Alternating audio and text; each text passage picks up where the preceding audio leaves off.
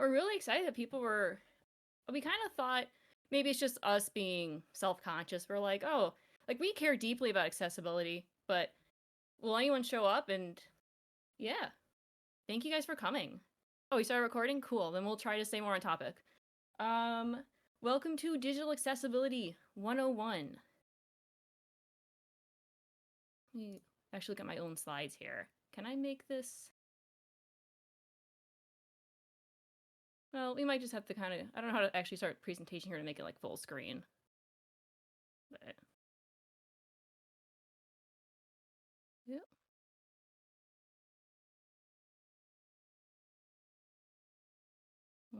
Second. Oh, and also we're gonna apologize in advance. Our keyboard sometimes likes to auto skip forward, so we might have to, you get sneak peeks of what's coming ahead. Just pretend you didn't see it. All right. So yes, so the purpose of today's panel is to just get you guys started thinking about accessibility, especially digital accessibility, because this is a virtual con. We figured we should talk about virtual things. So our online handle is Nova, and in real life, we work for a nonprofit that's mission is to create employment for people who are blind or visually impaired.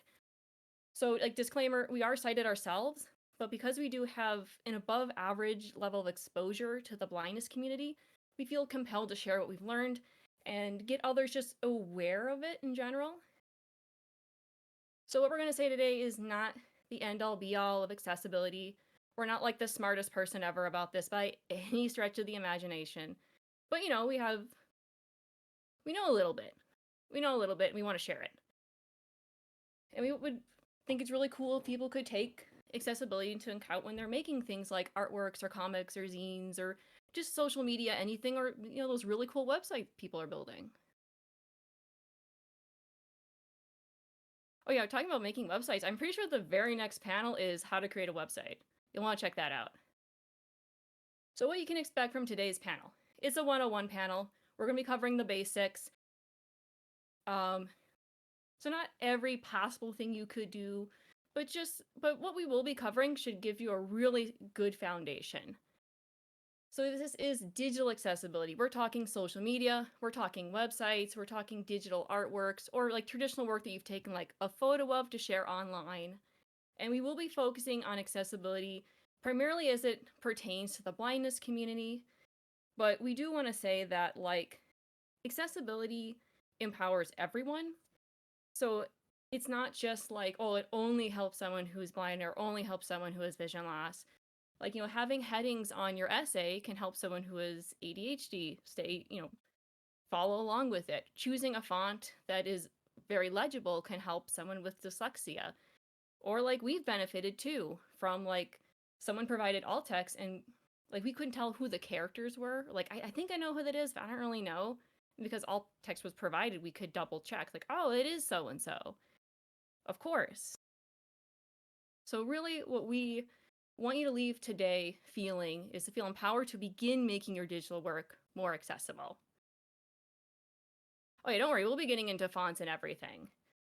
But to start out, we want to ask, like, so how does someone who is blind use a computer? Because we want to start this way because we want you to understand how people will be interacting with the media, because then the suggestions we'll make later on will make way more sense. You'll have the context. So someone who is blind doesn't necessarily just see darkness. It's a spectrum. So they might see some colors or differences in light, for example. There's a number of different tools out there depending on what someone, if they have usable vision or not, for them to utilize. But however, even if someone has no vision, it's not required to use a computer. But if someone can't see the screen, then the mouse doesn't do much because you can't tell what you're clicking on. So the keyboard becomes extremely important. And someone would use keyboard commands to say, tab between different headings, tab to the next link, yeah, etc. But how does someone know what's being selected? Well, wouldn't you know it, there's programs called screen readers. Can you guess what they do? They read what's on the screen. They're programs, and they're extremely useful. Some of the popular ones include JAWS and Apple VoiceOver, but there's others too. Those are just some of the main ones, and they're fantastic. They're not like the magic bullet by any means, but extremely useful. So here's an example of how one would work. So here's our example page. You can see it has the heading, it has a link, and it has an image. So an example of what a screen reader would say is something like, heading level 1, welcome to our website. Link, check out our YouTube channel. Photo of an owl drinking water from a silly straw beside a laptop and an empty bowl of soup. Image. So you can see that it reads what's there and then gives you a little bit of context, like, hey, this thing's an image, this thing's a link, this thing's a heading. But don't just take our word for it, because it'll make way more sense if you see someone actually using a screen reader. So we have this nifty video from Jason of SLCC Universal Access demoing one. So a little disclaimer though. So if screen readers can talk, you can adjust how fast they talk. And when you get used to one, you want to get the information fast. Your ears are ready and primed to hear it. They can get a little fast, and we suspect that Jason is using his, like, what he normally the speed he normally leaves it as, because it's a little quick. But don't worry, we have more examples later on where they'll slow down, so it'll be easier to catch what's being said by them. Yeah, some of our coworkers, the speed they have it at, it doesn't matter if we're sitting right next to them. We won't know what their phone is saying. Like, oh no, we would have ours on slow. Hi, my name's Jason Holt. I'm with the Universal Access Department. Today we will be demonstrating a screen reader. With a screen reader, I, as a blind person, can navigate to a web page, and I don't use a mouse because I can't see where the mouse is pointing, but I can use a keyboard, and JAWS, the screen reader, will tell me where I am on the page and allow me to read various parts of the page. Okay, let's take a few minutes to actually see how JAWS works. Here we are at my main screen on my computer, and I want to browse the internet, so I will open up a browser. I'll press the Windows key. Menu, search box, edit, type text in this edit field, or press up or down arrow. And JAWS announced that I have a menu. Then I want to find my browser. My favorite browser is Firefox. JAWS 17.0, one of Internet Explorer submit, Word 2013 submit, Firefox submenu, 406. Oh, Firefox, that's the one I want, so I'll press enter. Enter, leaving menus, Firefox, Mozilla Firefox, start page, Mozilla Firefox, search clear. That opens the browser. Now I'll press Alt-D to put my cursor in the navigation bar. Alt-D, navigation toolbar, search. Now let's go to our homepage, the community college's homepage. So I'll type SLCC period, E-D-U. EDU. You notice that JAWS repeats to me each character as I type it.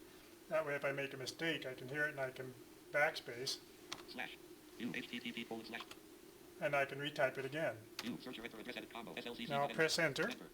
SLCC-Mozilla Firefox, page has 3 regions, 8 settings and 68 links. SLCC.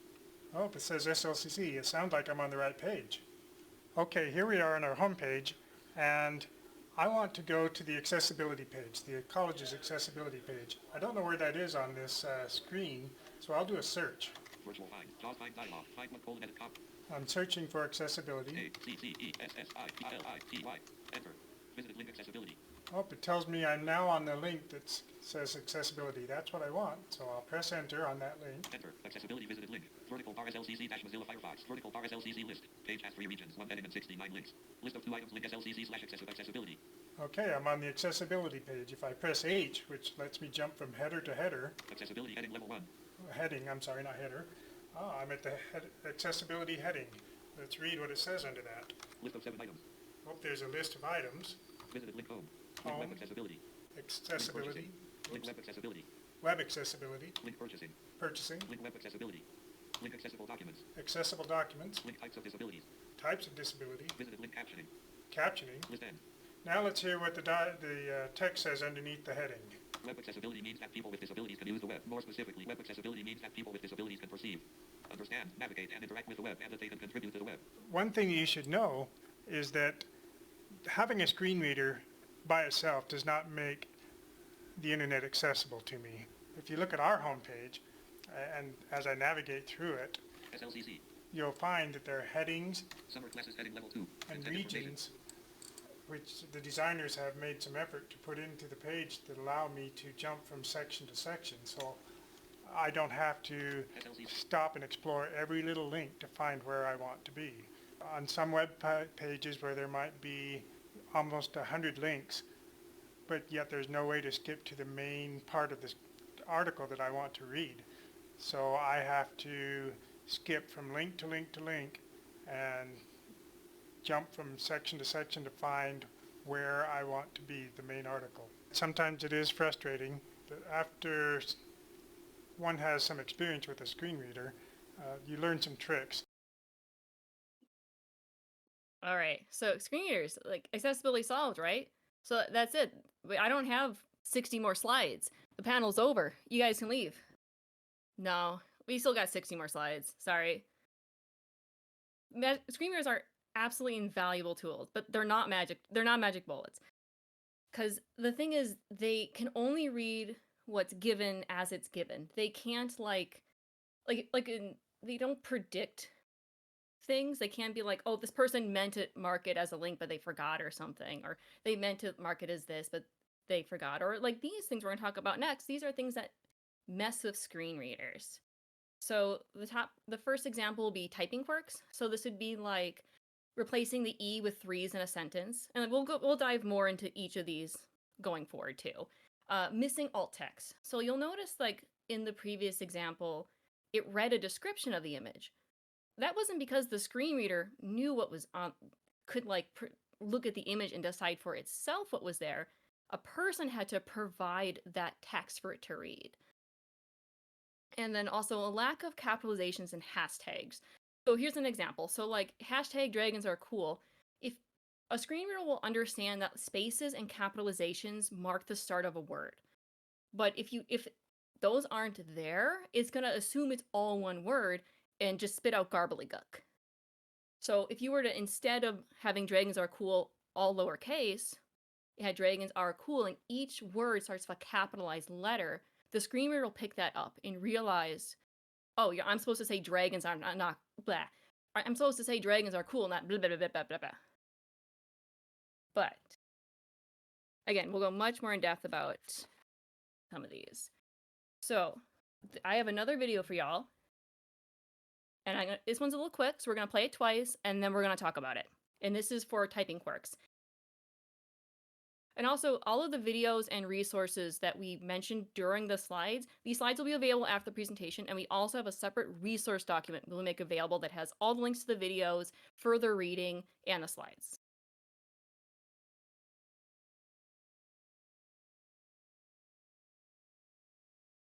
This is how an S to Z typing quirk sound with a screen reader.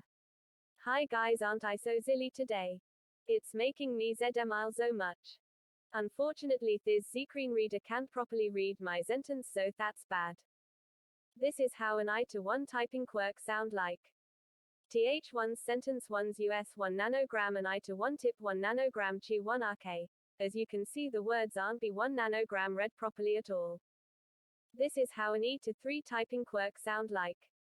This S3N3 NX3 cannot be R3 add prop 3 Rayleigh by SCR33 NR3 ADAS. It is incha 3 doubly unic 3 esable 3. All right, one more time.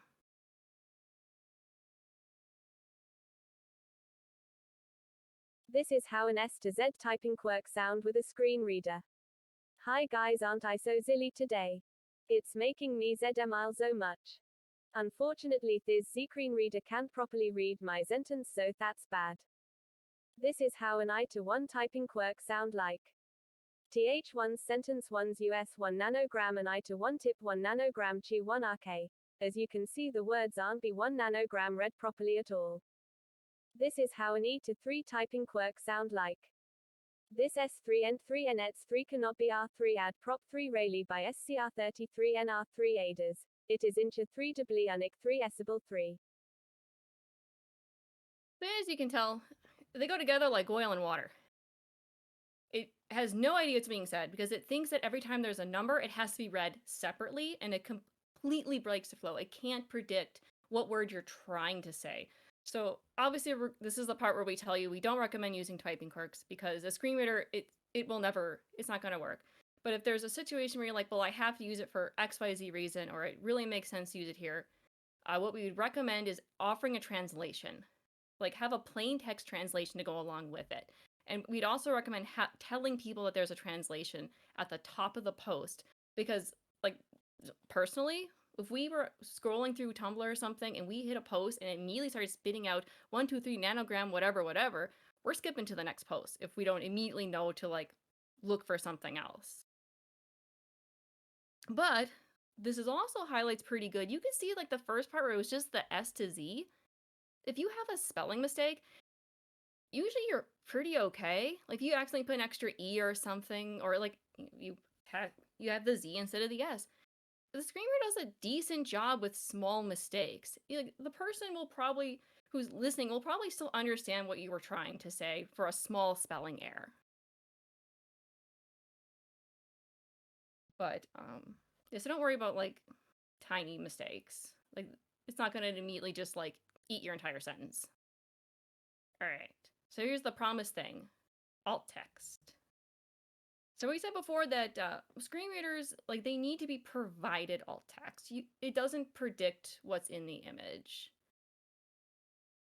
And so what happens if there isn't alt text? Because in the example before it had alt text. Well, it would just say image. So it would have said in this previous example, like welcome, heading level 1, welcome to our website, check out our YouTube channel, and then just image. Or sometimes just the file name. So maybe like 123 owl photo or something, whatever you titled it. But it probably just image. So obviously that's not great. So like someone like you're on social media and someone shares like 5 photos of their latest vacation and it's just image. Not cool. But also I want to say too that like, and we'll touch more on this too, that like text, if a text is part of a JPEG or PNG image, that also needs to be described. So here's our first example. So this is something we made for last year's con. And you can see it says OnionCon 24 and it has the mascot and Onion the cat there. But so if alt text, it just would just read as image. But the writing on here, even though it's text, it's still part of the image file, and you would have to include that as part of the alt text for this piece. All right. So, but this isn't just text. There's a bunch of stuff going on here. There's 2 figures. There's a background. There's shading. There's texture.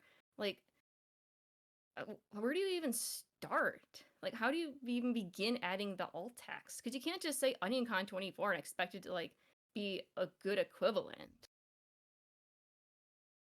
Well, we have our method and also another method too that we can offer. So what we tend to do is, well, actually, one other thing too I want to say too, alt text, you want to be concise, but complete. It's something you want to describe every single tiny detail, but it's not necessary. No one wants to read an essay, especially if it's for like a tiny little meme that you're supposed to consume in like 2 seconds and move on. Like, but you don't want to like leave things out either. So this is what we do. Describe the type of image. So is it a painting? Is it a screenshot? Is it a particular meme? Maybe it's a close-up photograph of something. But along with that, pro tip, we don't recommend starting with an image of. Why? And how does this not contradict what I just told you? Because I just told you to mention if it's a screenshot or a painting, right? Well, because remember, the screen reader is going to tell the person that it's an image later on. But by describing the type of image, like they already know it's a photo, but they don't necessarily know it's an acrylic painting. They don't necessarily know it's a screenshot from a particular anime or it's a particular meme. So describing like that is useful because it adds more context that they wouldn't default get. And that's why it would be something different. So next, describe who is doing what. For in the example image, the Centaurus Festival mascot has their arm around Onion the cat. Where is this taking place? In a field under a starry night sky? The bottom of the ocean, set the scene. Describe the environment the subjects are in. Again, don't feel like you have to describe every nook and cranny, but every fern and flower, but be descriptive enough that someone listening can like visualize it, can get a sense, get a feel for it. Next, describe the colors in the piece. Is it gray and overcast? Is it everything aggressively bright red? Is the photograph shot in monochrome? Color choices greatly affect the mood and symbolism in a piece. Expressions and emotions. Another important thing is to add the expressions and emotion of any subject. Are they smiling and laughing or looking on forlornly?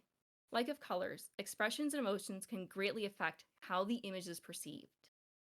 Interesting features. The final catch-all. And you're going to kind of have to use your own judgment, but is there something else that wasn't already covered that you just feel like is like impertinent to understanding or fully appreciating the work? And here we are, some pro tips. So besides what we've already said, be concise. Sometimes it's unavoidable. Like, look, if someone's like something we did recently, because we write alt text a lot for our blogs, is we were gonna reblog a zine, and it was multiple pages and incredibly text heavy. We can't just cut out the text, so it ended up being several paragraphs that we had to make a transcript for. So sometimes unavoidable, we get it, but to the best of your ability, keep it concise but complete.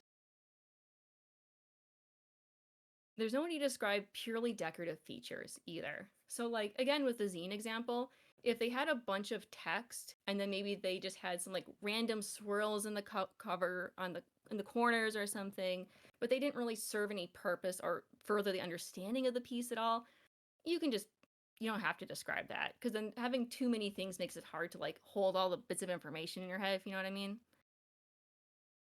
Avoid adding in personal judgments. So like, if something is like, if there's someone drawing a silly meme and it's purposely drawn bad on purpose, you can include that because it's something that the artist clearly intended.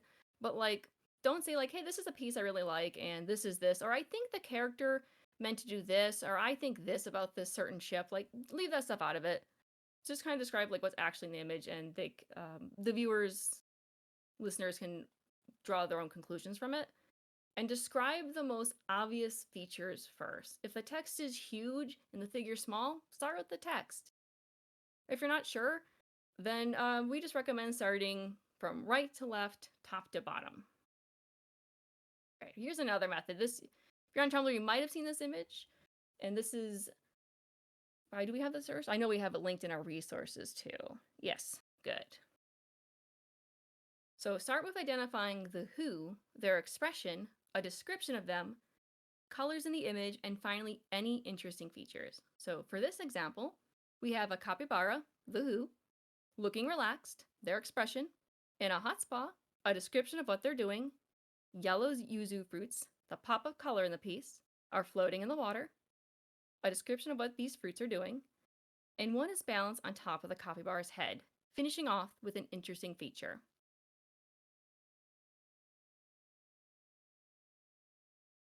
Right, so now revisiting our previous example, this is the alt text that we wrote for it. Digital drawing in the style of Night on the Galactic Railroad, featuring the Centaurus Festival mascot, who is a jackalope, wearing a sweater vest with a rainbow tie, with his paw around Onion the cat, who is wearing a Hawaiian shirt, and leaning against the frame of a window with the night sky behind them. Superimposed over it are the words OnionCon 24.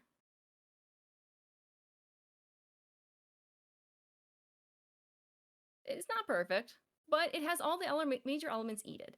It concisely defines who is doing what where. And we could make it longer by describing the font used or the exact florals on any shirt. However, we think this less is more, and so we stuck with this. So our golden rule with alt text is to give the same feeling reading that looking at the image visually gives. If it's a quick meme, a shorter, more to the point description would likely fit better.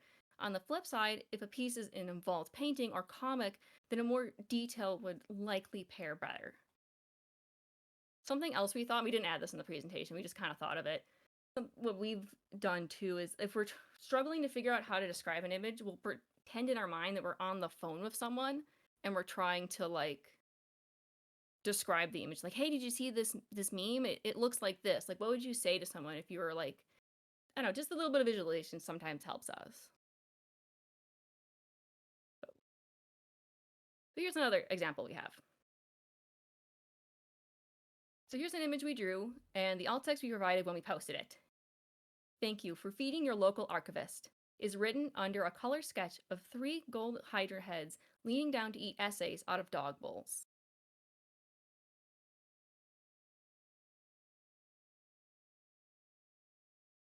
Well, all right, awesome. So now you have the world's best alt text. But if it stays on your computer, if it stays in your mind, no one gets to read it. So how do you add it to your art? How do you put it on social media, on your website? So we're gonna go through 2 of the biggest social medias that we assume you guys are using, which is Tumblr and Blue Sky. But don't worry, most of the social medias are pretty much the same. So they'll be in extremely similar places on all platforms.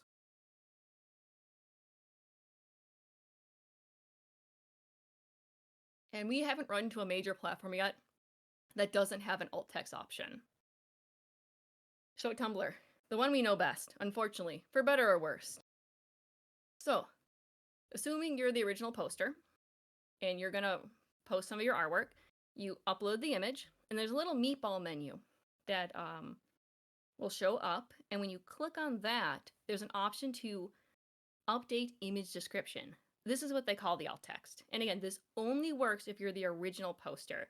You can't add or alter like alt text if it's someone else's post. But something unique about Tumblr is that when you add the alt text, there's in the left-hand corner, there'll be a little thing that says alt. So it's super easy to tell on Tumblr specifically what pieces have alt text included. And you can even go and just click on that and it'll show you what was added as the alt text. So something you might have seen if you're on Tumblr too is that when people aren't the original poster and they might reblog it and add their own image descriptions. And this is kind of that's what we do a lot with ours, and we'll show you like how to format that, because it's like having it as the alt text is nice and neat, but like there's nothing like having it as in a reblog also would help someone greatly with a screen reader, because then they could just listen to the comments and get the context. So here's an example that we posted on our blog. So we really liked this image and we wanted to reblog it with the image description. So we literally typed out image description, text written over a photograph of a bog reads, "Are you tired? Come scream with us at the bog. Meetings every half moon at 3 a.m. End image description." And you don't have to do it exactly how we do it.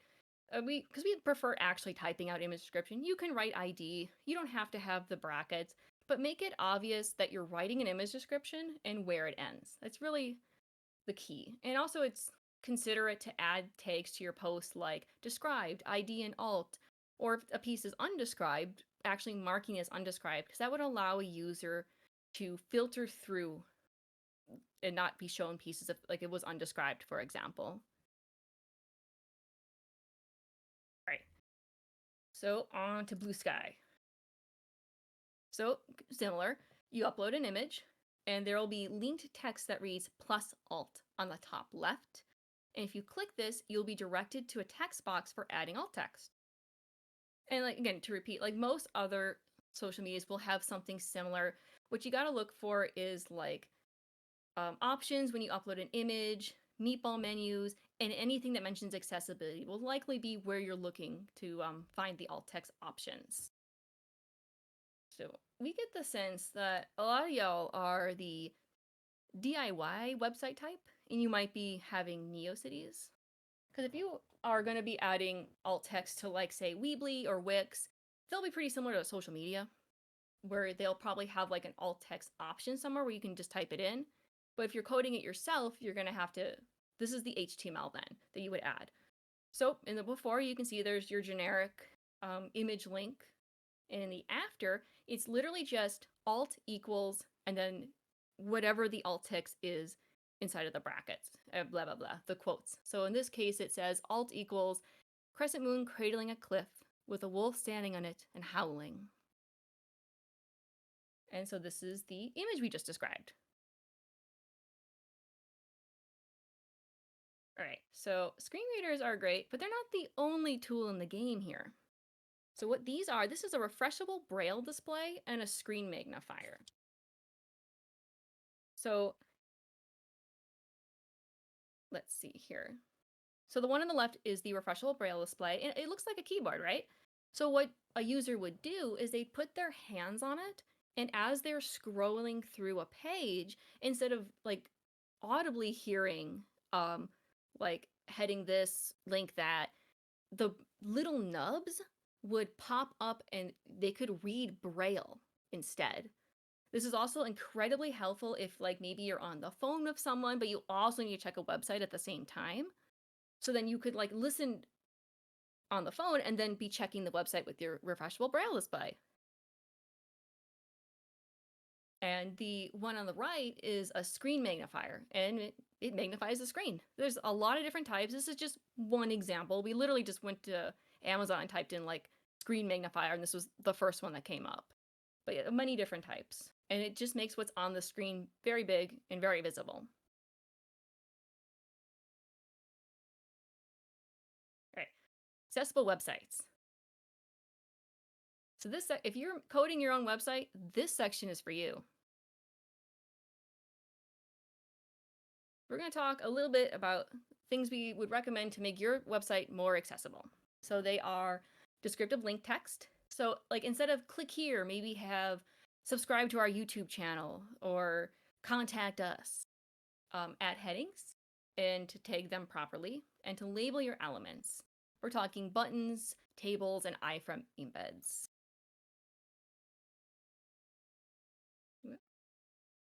So do I have another? Okay, no, I see in this one. Good.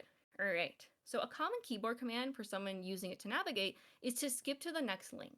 And you can try this yourself. I mean, probably not when you're in Discord, so you don't click off of this presentation on accident, but like the tab key, you can click between like available links.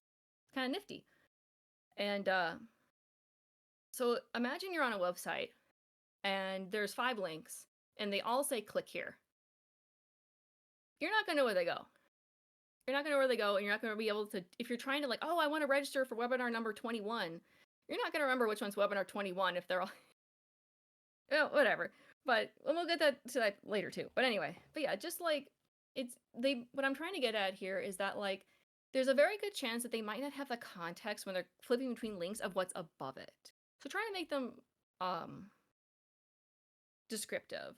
So instead of click here, again, like, contact us, download our zine, follow us on Tumblr.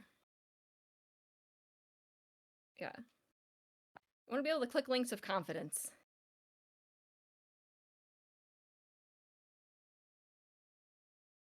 Oh, another consideration with linking the text, it's annoying to listen to long links. So take this, for example. Click here to contact us through email. That's a mouthful. Simply say contact us. It's efficient and gets the message across. Add headings. We said it before and we'll say it again. Accessibility empowers everyone. It's not just for someone with a screen reader. Everyone benefits when websites are easy to read and navigate.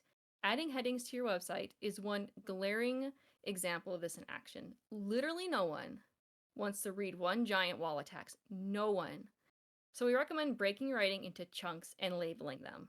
Don't be afraid to add quite a few headings either, more than you're probably thinking. Is the slide supposed to be changing? Very soon. Don't worry. Because we have an example. Here's some text with no headings. As you can see, it's very hard to read. But here's that exact same text. Same text. We didn't add nothing. Same font, same size. Look at that. And you actually, even before you go and like start actually reading what it says, it's so much easier to get like a gist of what you're in for too. Because like, oh, it's about cats. And we got this from Cat Isfum. All the dummy font, that's where it came from for this. So cats are the best. Why I love cats. Like everyone benefits when you use headings. And it's a lot easier to like with a screen reader and visually to tell, like if you like, oh, where was that one thing? Where would they talk about why cats are the best? You know where to go. But also with heading, it's important to tag the headings too. So like what we're talking about when we talk about tag, like you know how there's like heading level 1, heading level 2, 3, and so on. Like that helps it'll adjust the size visually, but also with the screen reader, it tells the screen reader what order things should be read in. So the lower the number, the bigger and more important it is, the computer will assume your thing is. Because like level 1 is like the thing I should read first. Level 2 is like the thing I should read second. And we do have on the right the actual HTML coding for this. So it's a H1, H2, H3, and the little P1, that's just normal paragraph text. So this will just help someone like navigate even better if you include this, versus where if you just change the font size, then the screen reader wouldn't know like, hey, this is a heading. It would just know that it's text.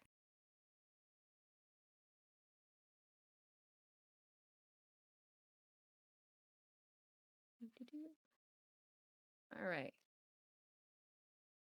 Let's skip to this page. All right, label your elements. Yeah, a fun fact. When we were making this presentation, we asked one of our good friends who uses a screen reader, and we said, what should we make sure, what's the one thing that we should make sure everyone knows? Like, what's the one thing we should tell them today? And they said, tell them to label their buttons. So this is for them. But we're going to talk about tables first. So I don't know how many people will be doing tables, but it'll come up. So this is an example. So this is just from W3C. It's single heading, super easy. As you can tell, like with the coding here, there's like a TH for the heading and a TD for the little boxes. Because if you just like, because you don't want to give someone like just a single box and they don't know what row it's in, because it doesn't, they won't understand what's going on. Like they need all of the context to know like what this data point means. And don't worry about memorizing this again. Like we will be providing the slides later on. Like so you can like review everything. Don't need to like rush to try and memorize any of this coding stuff.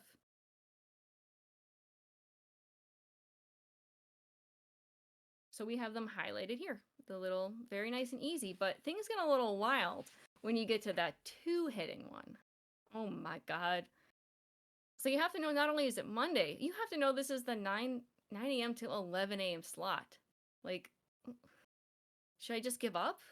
Well, no, because there's a little bit of extra coding that will save you.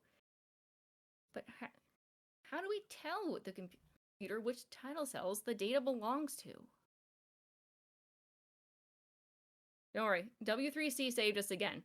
So as you can see, it still has that TH stuff going on here, but it added a little scope equals as well, and then COL for column and row for row. And there's even more wilder ones in this, but that edges out of the 101 territory. We ourselves aren't prepared for that. But I don't think you're going to be making anything wilder than this. Will this panel be posted later? Yes, it will. It is being recorded. All right. Did I miss anything? Nope. iframes. Your good old friend iframes. You probably interacted with these if you're like gonna embed a YouTube video into your website, or maybe you're gonna add like a Google Calendar embed to your website. And that's what you would have. So the photograph here is actually from a YouTube video. And so it's like an inline frame. That's what they're called iframes. And what it does is it's loading an HTML page within a document. So what we recommend for these is to add a title that allows someone, so they know the purpose of of adding a title, so someone knows what this element is before they start interacting with it.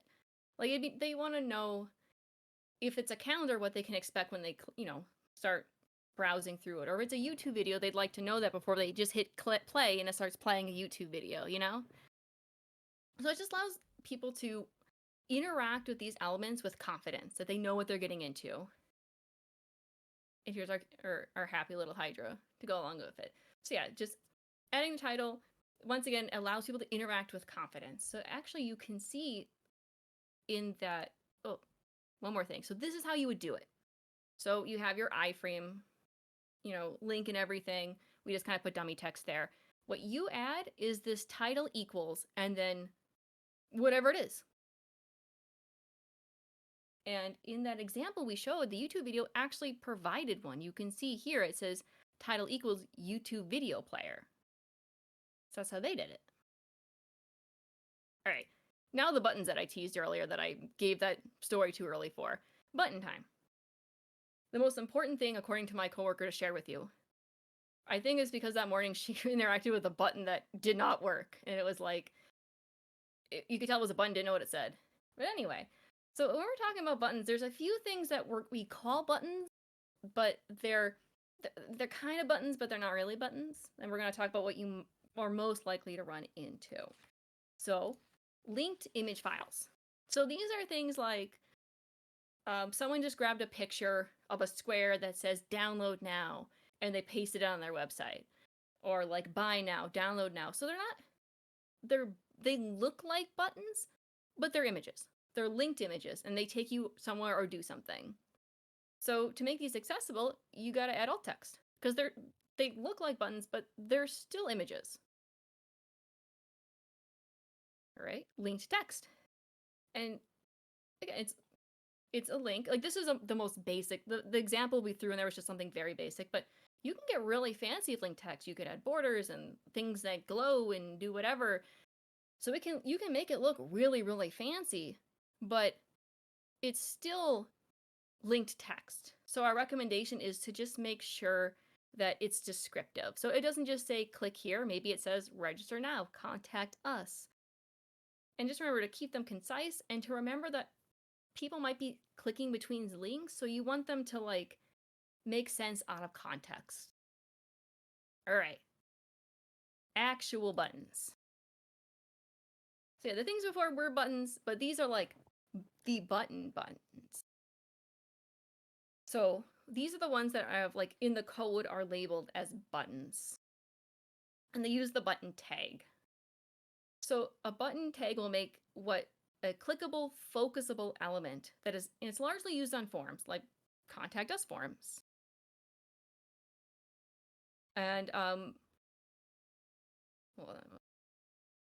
so it's important though that we talked about the linked text and the linked images just before this, because those can be used as part of actual buttons too.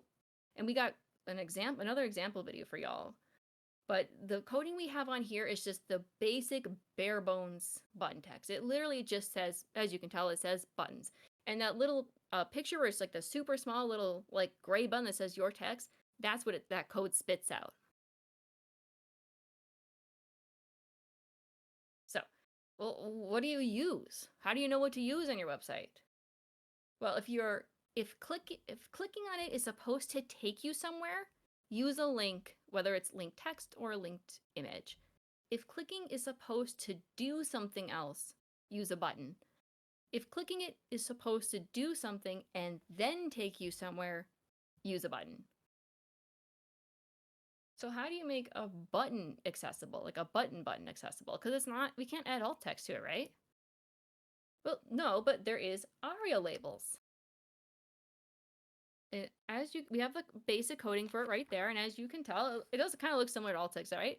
Right, but this one says ARIA label, and then you add the description. So you're basically telling people, you're giving like additional context to a screen reader for what this button does. And here's a really good example of that. Let's take a look at a few ways to provide accessible names for interactive elements like buttons. In this case, a close button.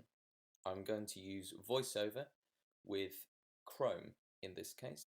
First of all, just a plain text node, the word close, using the characters CLOSE. Close button. You can hear it read close button. Close, which is the accessible name, which is also visible, and button, which is the role of the element. So that's correct. The second one uses a character to replace the close word. Times button. You can hear it says times button, which will be confusing in a non-visual context, even though the cross is quite clear visually. To fix that, we can use an ARIA label on the button element, which will override that. In this case, the ARIA label has a value of close. Close button. Now some image examples. The first example has a button with an image inside it without an alt attribute, so without an accessible name. Button. It just says button. In some screen readers it will say unlabeled button, which is very unhelpful. You wouldn't know what that button is for. In the second version, the alt attribute is on the image, it contains the text close, and the button inherits that accessible name from the image. Close button. All right, so to recap, linked image that looks like a button, add alt text. Yes, the PowerPoint itself will be shared, and we will also have a resource document that has all of the videos that are in the slides and further reading as well. We'll post it after we stop sharing our screen. Linked text, double check that the linked text itself is descriptive. And button tag, add an ARIA label to the button. So something else with like as an example of like what you could add to like an ARIA label. Like let's say you do a lot of webinars and you got a bunch of them on a page together and they all say register now. And visually you want them to all say register now. What you could do for the ARIA label is you could label as like register for webinar number 21. So the screen reader user would still get the information that this button register them for this specific webinar. But visually it would still say register now. Yeah, because the ARIA label is not, that's only for like screen readers to pick up. It is not something that visually you will see on the website. All right, so here's an example. So let's say you have an image of the YouTube logo at the bottom of your NeoCities website, and it links to your YouTube channel. Well, that's a linked image example. And so for this, you'd have to add alt text. And we'd probably recommend, if it was us, I'm pretty sure we just have the alt text be YouTube. Or you could say YouTube logo, but like the assumption, it's pretty common to have like social media at the bottom of your website. So if you just put YouTube, users will know. They'll know that it takes them to your YouTube channel. All right, our favorite tool next, the accessibility checker. And this is our favorite accessibility checker. Why? Because it's free. It's free. And also a lot of them will be quote unquote free and they'll give you like 1 or 2 checks and then they boot you out, but nobody finishes their website in like 1 or 2 tries. Come on now. No, this one is free and you get as many checks as you want. So you can sit there and hit refresh until you figure out what the contrast error is. Like, it's true. Look, we're a lot of things, but we're not liars. So this is why we use it. So this is, and again, we will link to this specific website. It's on the screen. We also have it in the resources later on. So don't worry about like feverishly writing down that URL. So this is like an actual screenshot from when we were making the, one of our websites. So you can see it actually lists out like the errors, the alerts. It has a section for ARIA, contrast errors, and when you do have an issue, what's really cool about it is it'll give you context. It'll be like, hey, we noticed you forgot some alt text, and here's some resources on writing some. Or, hey, we think your alt text is a little long. We recommend keeping it at this size. Or, hey, the one contrast error is because we had a link that was blue against a blue background. And also just like, we want to say like, if you are like, wow, I can't wait to use that on my website, and then you go to your website and you have errors, like we were literally writing this presentation, checked our website, and it was like, oh God, we have light gray text on a white background. Are we really qualified to run this? Like, if you notice it, fix it, but don't beat yourself up if you're like, oh God, I screwed up, I got an error somewhere. It happens. But it's more important that when you do notice something, you fix it going forward to the best of your ability. But again, we'll get into that later too, because we have a whole slide on that. Oh, and also another really cool thing about this, you can notice that up in the address bar, it has a little refresh button. So you can like have this up in one tab, do something on your website, save it, and hit that refresh, and it'll like in real time then sort of update your report card to let you know like, oh yeah, oh you added alt text now. The section's done, you're good. All right, visibility. So we've spent a lot of time talking about screen readers and the user experience, but we felt like that'd be an area a lot of people watching wouldn't be familiar with. So we wanted to spend the extra time there to be more robust. But this section is about things you see. This is how to make the visible portions of your website and other projects easier for everyone to engage with. First up, color contrast. We have a lot to say about color contrast, despite how few words are on this slide. But as you can tell, which one's easier to read? Is it the one that's navy text on a white background? What about the gray and light blue on a white background? Which one would you rather read an essay in? We'd like the navy one.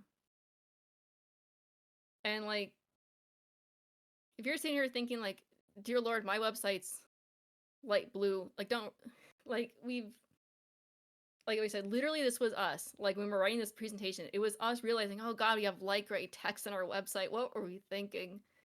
Just change it later. But yeah, or like just a personal anecdote at this point. Like we were trying to commission someone once. We went to their commission site. Yeah, it was white background, beige text. We didn't commission them. We couldn't read their page. So also you'll notice you're not alone in deciding if something is good color contrast. You got fancy tools that can help you too. So this is one we recommend. There's a bunch of them out there. So this is by, what's this? Coolors, Coolors. They have a color contrast checker, and you can actually like put in the background color, put in the text color, and it gives you a report card and it shows you an example. So it's really nifty. And you'll see that there's like a number score. What does that mean?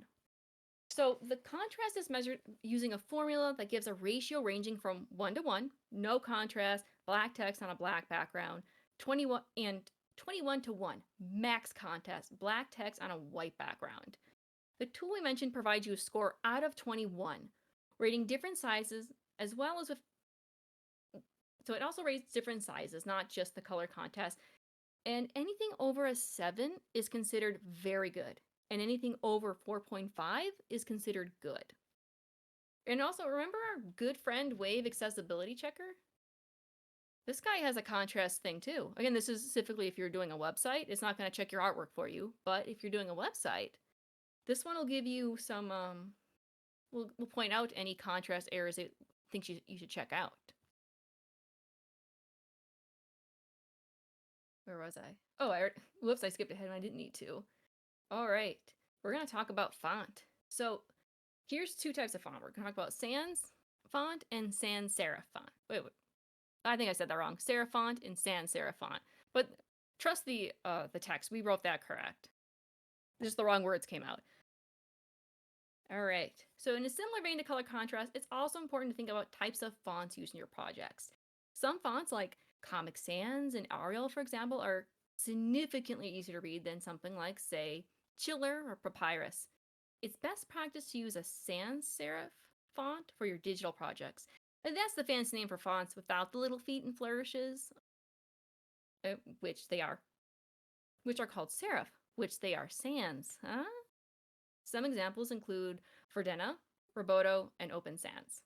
On the flip side, some examples of serif fonts include Times New Roman, Garment, and Minion.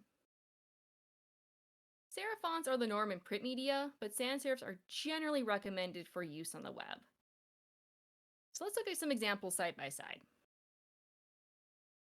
Look, yeah, some people say Comic Sans is unprofessional, but like, I'm gonna keep using that on my comic. That's what that's for, right?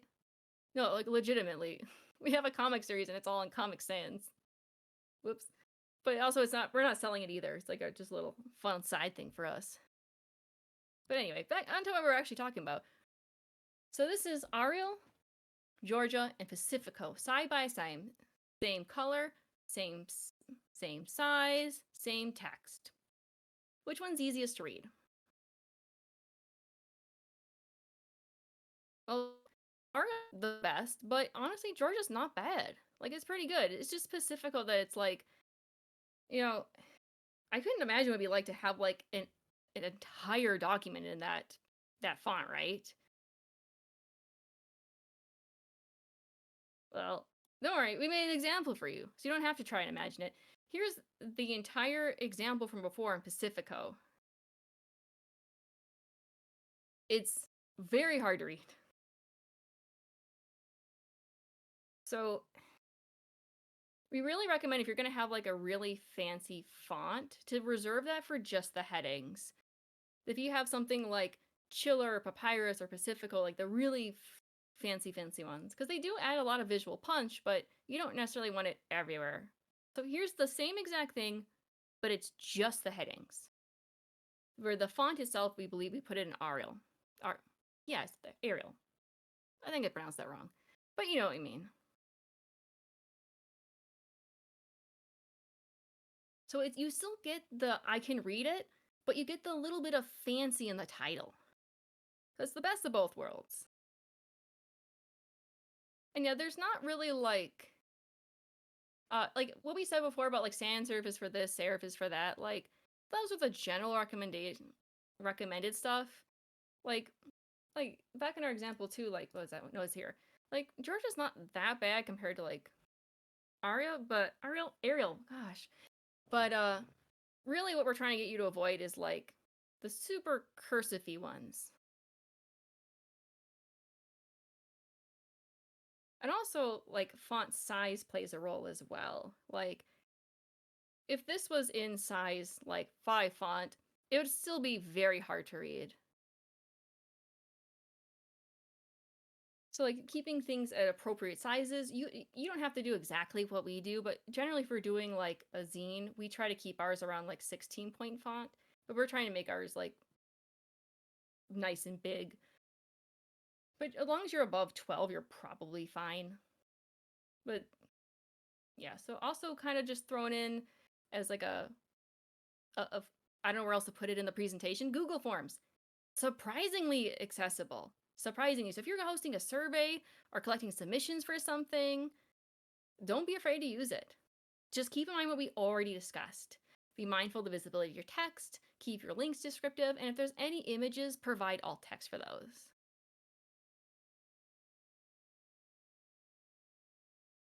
Oh yeah, Calbre is, I think, that's the font that we use at work, like at the nonprofit. Definitely recommend that one. All right, PDFs. This is how do we say this? PDFs can be really, really easy and fun to do, but it's a little bit of, if you have Acrobat, otherwise, oh god. But anyway, we'll get into that. Don't look at the emojis down there. Anyway, so accessible PDFs of Acrobat. That's easy mode. They have a whole tool specifically called Prepare for Accessibility. It's super easy to add alt text. It's easy to, like, they have a checker that will give you a bunch of recommendations and will walk you through, like, hey, you should do this, you should move this here, you forgot that, or did you set what the title is? So it's, you might have to scroll to see the Prepare for Accessibility tool in the list, because usually it's somewhere towards the bottom, but it is there. And once you click on that, you'll get a bunch of other options. So something else we would recommend with PDFs on top of alt text is adjusting the reading order. Just making sure, because it does a pretty good job, because usually it assumes that the top thing on the page is what you want read first. But sometimes if you have like a weird formatting, or like text is in odd places, or like one of our zines had the title on the cover was actually at the bottom, and then at the top we had a bunch of like call out post things, but we wanted the title read first. So then when we opened up the reading order tab, which is, it looks like a Z and there's little like squares in all of the corners of the Z. It literally will show you like a list of everything that's reading and in what order, and you click and you drag. And that's how you change the reading order. Something else we want to talk about, we don't know how many people are doing this, but it's really important if you are going to do it, is if you have a form in a PDF. Because when you go to make a fillable form, it'll default to labeling it like text field 1, text field 2. So like, what am I supposed to put in text field 1? I don't know. So it's really important to change out the default text to be like first name, last name, email, business name, date, whatever it is. And you can do that just by double clicking or right clicking, and then there's a rename option on the drop down. And also, just one more time, so like adding alt text to the image here.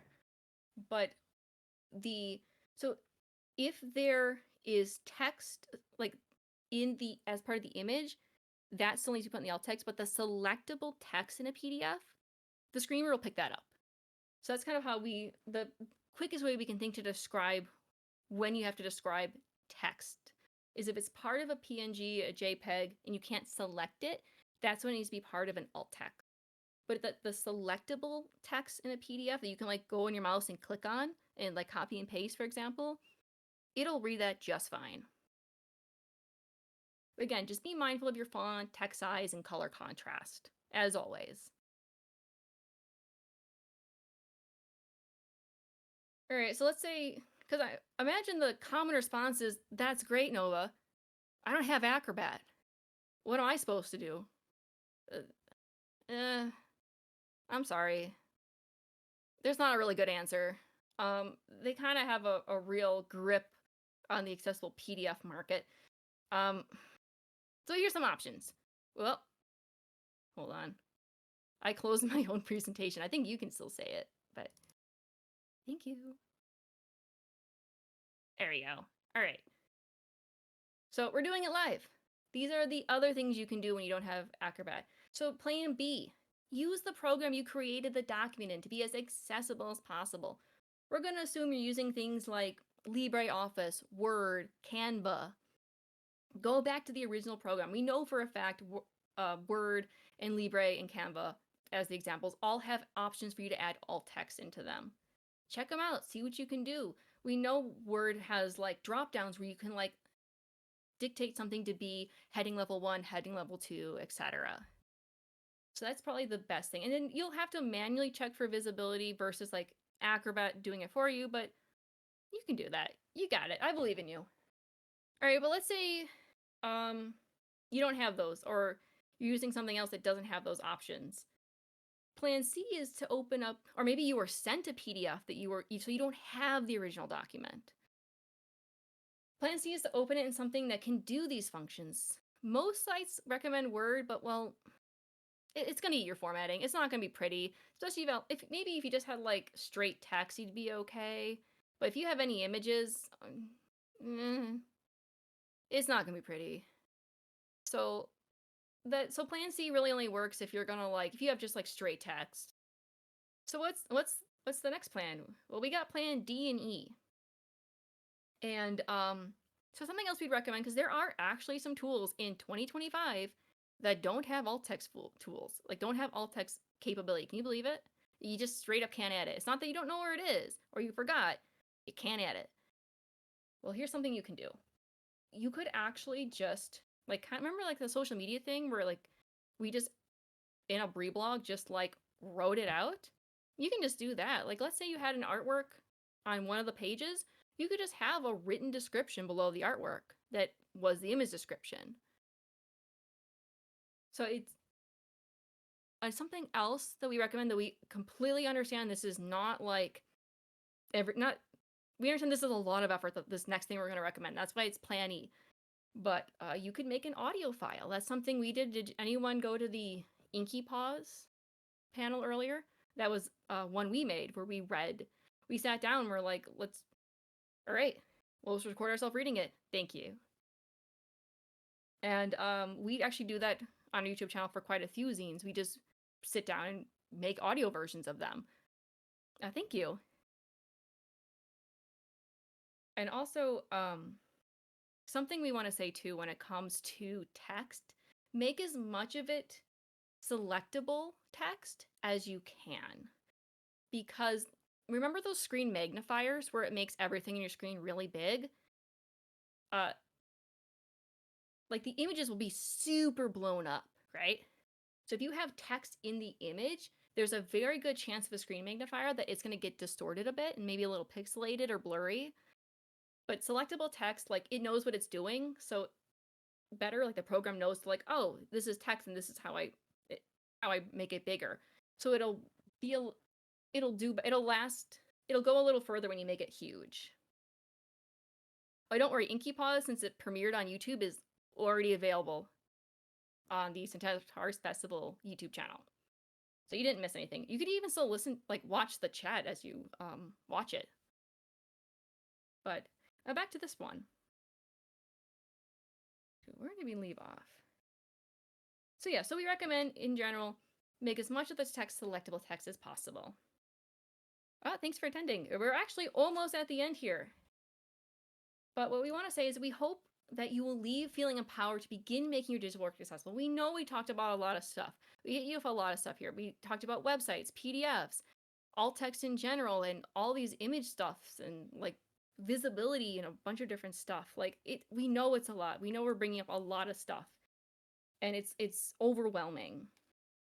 And especially if you're like, oh geez, I have to change everything now. Like for example, when we realized, like we've had on Tumblr on our script rewrote 10 years, but that's wrong. It's actually been, oh god, 13. Well, needless to say, we have like 10,000 posts on our Tumblr blog. We don't have time in our lives to go back and do 10,000 alt text descriptions. We just don't. So just do your best. Like, just going forward, do your best. And yep, here it is. And, so our rule was just going forward, we just started doing it. And we didn't worry about the 10,000 posts in the back. Or maybe we also had like 2 or 3 like really popular posts that we went and we made sure they add the alt text for, because people kept continually reblogging them. But like, we didn't worry about what we posted in 2012. It's okay. No one's probably looking at that anyway. Don't go and look at that in our blog. But back to this. So similar vein, sometimes you just miss things. It's fine. Like, if anyone wants to go back to my post at 2017, why? The only person looking at our 2012 post was us, and we had to we were fact checking to see how long we've been on Tumblr. It was like, is it? But yeah, like just as like a personal example to hopefully empower you, but also maybe slightly embarrass me, is like we made an accessible zine. We even promoted it as being accessible and having alt text, and we were so proud of it. And we're finally going to go on Tumblr and post it. We're so happy. You know what we did? Because the PDF was accessible, but not the JPEG we put on Tumblr. We forgot to add the alt text. We posted it. We were like, hey, it's available now. Yeah, and then we noticed it's like, oh, we were so close. Oh no. Immediately went to go and change it. A few people already blogged it. It's like, no, don't look at it. But or like the similar vein too of like, you're like, I wrote an image of, I'm horrible at writing alt text. Don't sweat it. Adding any alt text is better than having no alt text. But it just is. Don't worry about it. Don't, just get started. All right. So is everyone paying attention? Is everyone maybe ready for a pop quiz? Just shout it out if you know the answer. There's no prizes, but you can have my love and admiration. All right. Question 1. What is the purpose of a screen reader? Give everyone like a minute to type.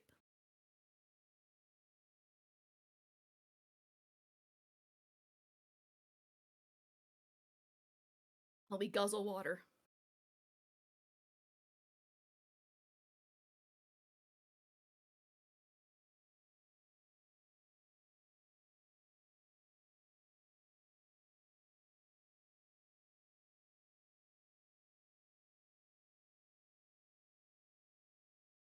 Excellent. A lot of excellent answers. Yes. A screen reader, it allows someone who is blind or visually impaired to interface with the internet, with the computer in general, by reading out what's on the screen. Excellent. You guys are paying attention. This is fantastic. All right. What is alt text?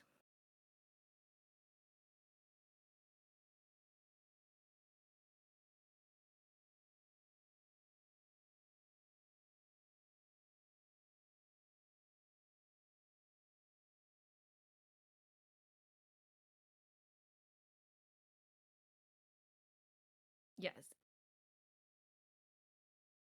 You guys are amazing. Yep. It stands for alternative text, and it's what people add to images so that screen readers have something to read. That it just describes describes the image. Something another way it might be used is if you go to a website and the images don't load, you'll often see the alt text there in its place. That's another time that might become relevant. All right, we're going to get a little more complicated now with our questions. We started with the easy ones. Well, so name one thing that can impact how easy text is to read.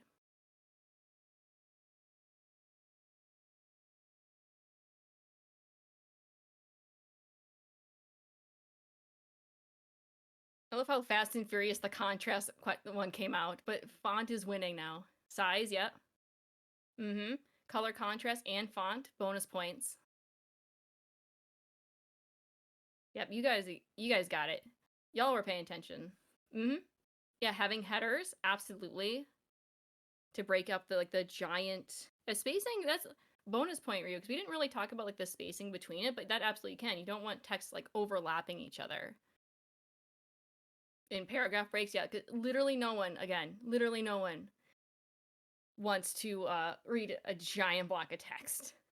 And however much you think you should break it up, you're probably wrong because a little bit more. Because like I know, because you can see even like in the one example, like we had like one section that was just a few sentences, and it looked just fine. All right, this is probably the hardest question because you have to come up with multiple things. What are 3 accessibility considerations to take into account when building a website?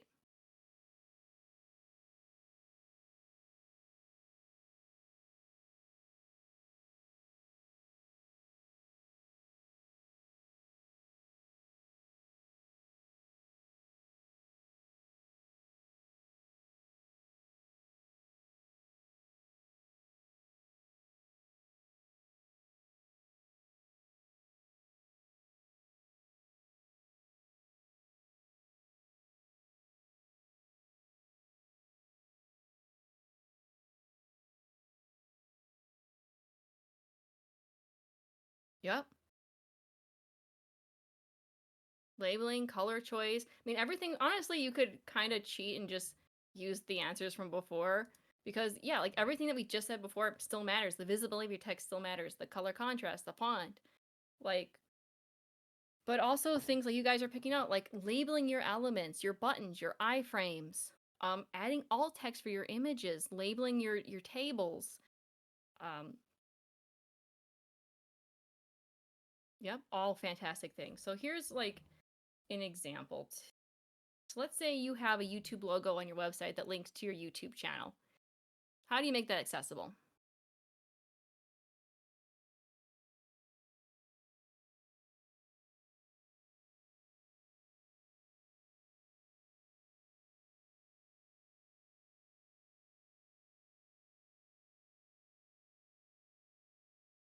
Mm-hmm. Yep, because in this example, it's an image of the YouTube logo that you're using, so you need alt text. Because no matter, because an image is an image and it requires alt text. Even if it's a fancy image, even if it's in a PDF, on social media, and a website, it's still an image. And yeah, voxels, yeah. You even remember the alt text you were talking earlier. I just say YouTube. All right. So if you made it this far, you have all of our love because this is our final slide. You've made it to slide 65. We lied to you when we said we ended on slide 5. But no, we had a lot more to say, apparently. So thank you for attending our panel today. We understand this a lot, especially if you haven't had exposure to alt text and screen readers before. But we want to reiterate, it's not about being perfect. Don't stress about having the perfect alt text or discovering later on that you could have done something better. What's most important is that once you become aware, you make your best attempt to do better going on. So we did run late. We also started a little late. But when does the next panel start? Pretty sure it's 4 o'clock? Well, that doesn't matter because we're all in different time zones. 30 minutes? Oh, 5? Oh, 6 p.m. Eastern Standard Time. So we have a lot of time. Okay, good. So we don't have to rush out of here. Good. All right. So we have some time for some questions then. Does anyone have any questions about either something we covered today or just something about accessibility in general? And yes, let us stop sharing our screen so you don't see our Google Drive and get you those the link to that resources thing right now before we forget. But we will still be on the stage when we figure out what button does it. Okay, there you go. So give us a second, write your questions, and we'll get you guys that link.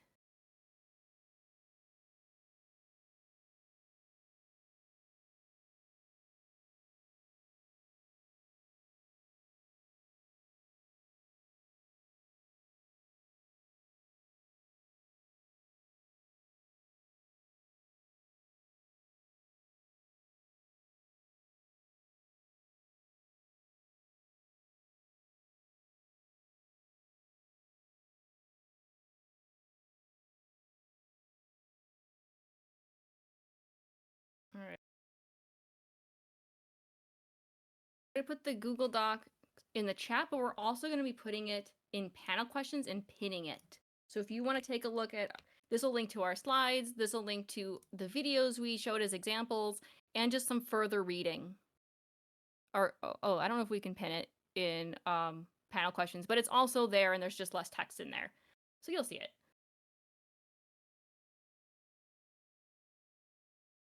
All right, so I see a question here that came through.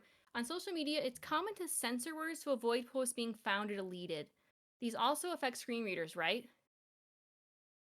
Yeah, I'd say it falls in like it's similar to typing curves where it would like read it weird, but I feel like if a community was like always replacing like leaving out like an O in a certain word or something like that, the user with the screen reader would probably know what you meant because they probably have heard that before. But like, I don't. We also it's hard. We're biased because we come from Tumblr and nobody censors anything there. So like we're biased to just say, yeah, just don't censor it because it is more accessible to not censor it. But the user would probably know what you mean if it's something that like is commonly censored in a very particular way.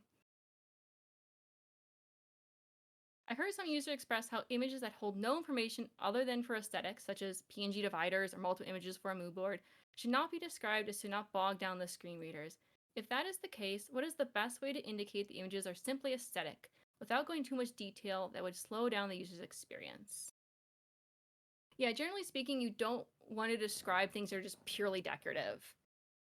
So something you can do is what's like if it's like a mood board, you could maybe have like oh, it's hard because we don't really do mood boards. Like our gut feeling for mood boards is to like maybe have like one like just have a description at the bottom to just have like one thing that describes like the general feeling and vibe of the board. But I mean, I feel like if you did every individual image and just kept it really concise, it'd probably still be okay.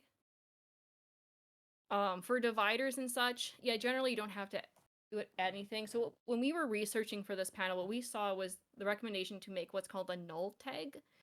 And so that would be like where you just leave the alt text field blank. Oh, links section. Or yeah, what we've personally done, because we feel bad leaving it blank on our personal blog, we just put like divider 1, divider 2.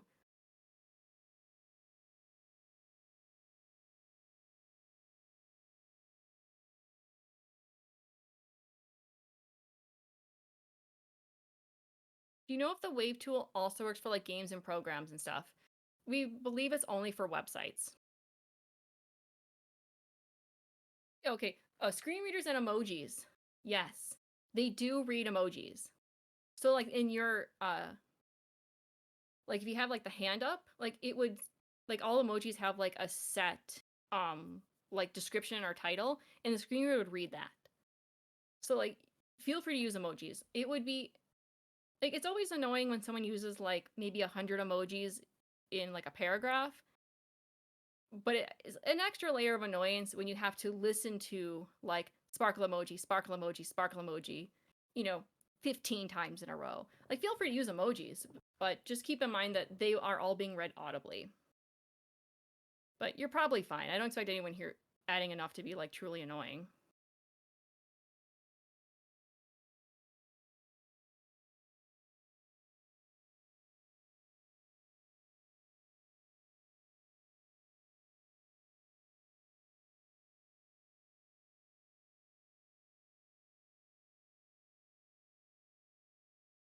That's an incredibly good question, Max, about it's how can you talk about emojis versus emoticons? And honestly, we didn't even think to research it, so we don't know.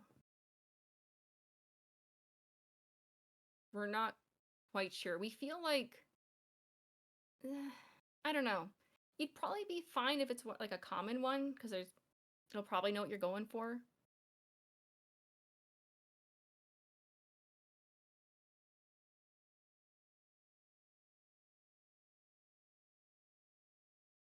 For ease of reading, we tend to selectively bold, underline, and very rarely italicize things in the standard paragraph to make certain words or phrases jump out. Example, new words to be defined, a very important sentence, etc. 2 questions about this. Does this cause issues with any popular screen readers? Is there a way to emphasize words for the screen reader? We don't believe that like bolding, underlining, or italicizing messes with screen readers because they're like because the screen reader's just reading the text. It's not gonna, so it shouldn't mess with them. It'd be more like when it comes to like italicizing things or things being like a wonky font, that's more of like a visual thing. So it shouldn't mess with screen readers. For adding emphasis, because like I said, we know like adding like a heading layer or something would add emphasis, but it doesn't. But you don't want to necessarily make an important word in a sentence heading, you know. So honestly, so we're not quite sure, honestly, how we, besides making something like a heading that you could add emphasis for a screen reader specifically, or if it was an image, like let's say you had an image where like there was some text and one of the words in particular was like written in all capitals and underlined and like a different color, you could add that to your alt text. You could say, hey, it says beef, I am wild and free is underlined and written in red text, or free is in all capitals. Like you could add that little bit of context if it's an image we're talking about. How do you know how a text face would read? Like, oh, it would read them like, yeah, if you're doing like a text face, it would read it like the I'm forgetting the name. It would read it out like this character, that character. So like I am blanking on what the 2 dots are called right now. Oh no. Yeah, colon 3. Yeah, so it would read it colon 3. But like the users, they're gonna know what you mean. Cause like a lot of people use the same ones over and over again, so they know what you mean. They'll pick it up. Yeah, like less than 3. Yeah, but like people will know what you mean.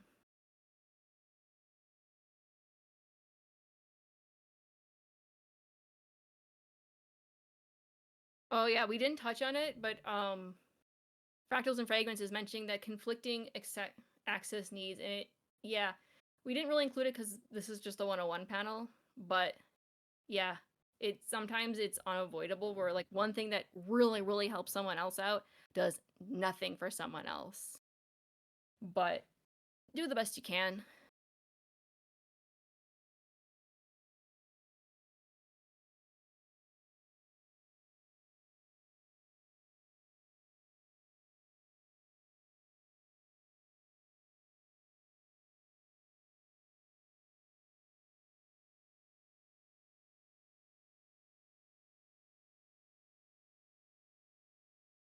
And were there any other last minute questions? Otherwise, we'll let you guys go free. You'll no longer be our captive audience.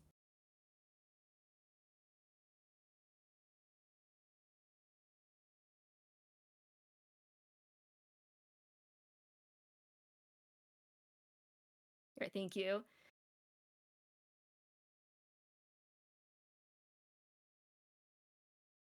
Yeah, we were so excited to present today, and like, because we're talking about our work a bit too earlier. They know we were here presenting this today, and we actually did this as part of our we're on the clock presenting this because it's accessibility related, and my manager felt that it was a good way to kind of spread awareness. So she asked me like 3 times yesterday, like, what questions do you think they're gonna ask?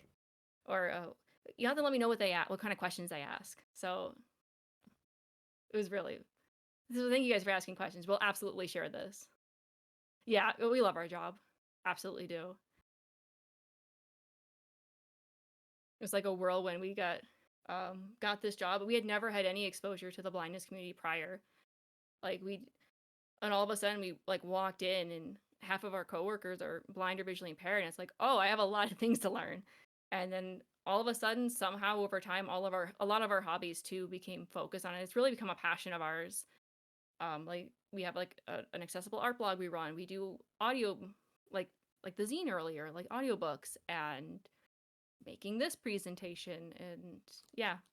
So we're over the moon. Not only that we get to share something we were really passionate about, but also people showed up and were interested too.